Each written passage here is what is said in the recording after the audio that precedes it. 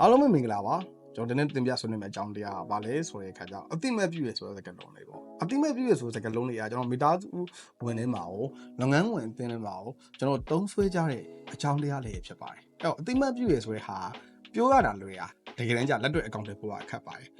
အခုဝန်ထမ်းတယောက်ကိုအလုပ်လုပ်တော့မယ်ဆိုတော့ညီလေးကတိုးလိုက်တာပါဇက်ကနေထုတ်ပြီးမချီဘူးမချင်းမွန်းတတ်ဘူးညီမလေးကတိုးလိုက်တာအဲ့လိုမျိုးမချင်းမွန်းတော့အခုကျွန်တော်မိသားစုဝင်နေမှာဆိုအဖေကကျွန်တော်ဆိုရင်အလုပ်တွေလုပ်ဖြစ်တယ်ကျွန်တော်အဖေကကျွန်တော်အခုချိန်ထိငါသားတိုးလိုက်တာဆိုတဲ့စကားတစ်ခုမှမချင်းမွန်းဘူးတို့ညာလေအဖေကကြွေရမှာတော့ငါသားကြီးအားကိုးရရဲဆိုတဲ့စကားမျိုးပြောတယ်အဲ့တော့တခါကျရင်ကျွန်တော်မြန်မာလူမျိုးတွေကျွန်တော်လူငယ်လူရွယ်ကိုက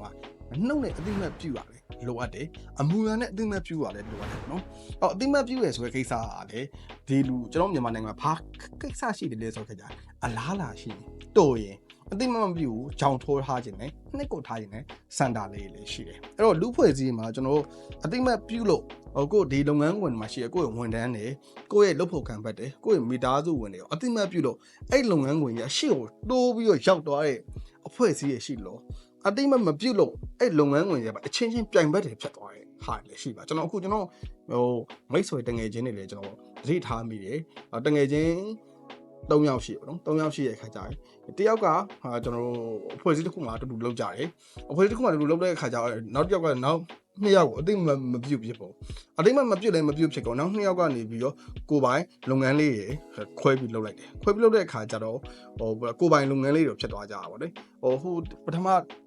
ထမတစ်ယောက်ရှိမှလုပ်နေတဲ့လုပ်အားကယော့သွားတယ်ယော့သွားတဲ့အခါကျတော့တဖြည်းဖြည်းလေးနဲ့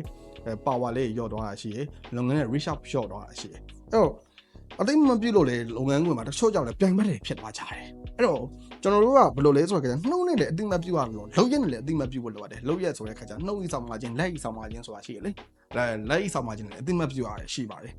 အဲ့တော့အသိမပြုတ်ရဆိုစကားပြောရင်တစ်ခါကျပါဇက်လေးနဲ့ဟာဒီလူကျေးဇူးကြောင့်ဒီလူဟွာကြောင့်ပါဇက်နဲ့အသိမပြုတ်ရမဟုတ်ဘဲနဲ့ပဲလုပ်ရက်လေးနဲ့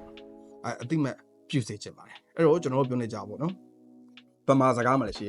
နှုတ်ဤဆောင်မှချင်းလက်ဤဆောင်မှချင်းအဲ့တော့ကိုယ့်ရဲ့အောက်လက်ဝန်ထမ်းတွေဖြစ်ဖြစ်ကိုယ့်ရဲ့မိသားစုဝန်ထမ်းတွေဖြစ်ဖြစ်ကိုယ့်ရဲ့လုပ်ဖို့ကံဖက်တွေဖြစ်ဖြစ်နှုတ်ဤဆောင်မှချင်းတော့၎င်းလက်ဤဆောင်မှချင်းတော့နှစ်ပါးလုံးနဲ့ဆောင်မနံပါတ်0လို့ကျွန်တော်ညီကုန်းချုပ်အပ်ပါတယ်ကျွန်တော်နာမည်ကဒေါက်တာသက်ဆန်ထုတ်ဖြစ်ပါတယ် NSMS Management Institute ရဲ့ founder ဖြစ်ပါတယ်ဒီဗီဒီယိုလေးကလူချင်းမင်းတို့အတွက်အကျိုးစီးပွားတစုံတရာရရှိခဲ့မယ်ဆိုရင်ကျွန်တော်လွန်စွာကျေနပ်အားရပါတယ်ဗီဒီယိုလေးကို like comment share လေးပေးခဲ့ပါဦးကျေးဇူးအထူးပဲတင်ရှိပါတယ်ခင်ဗျာ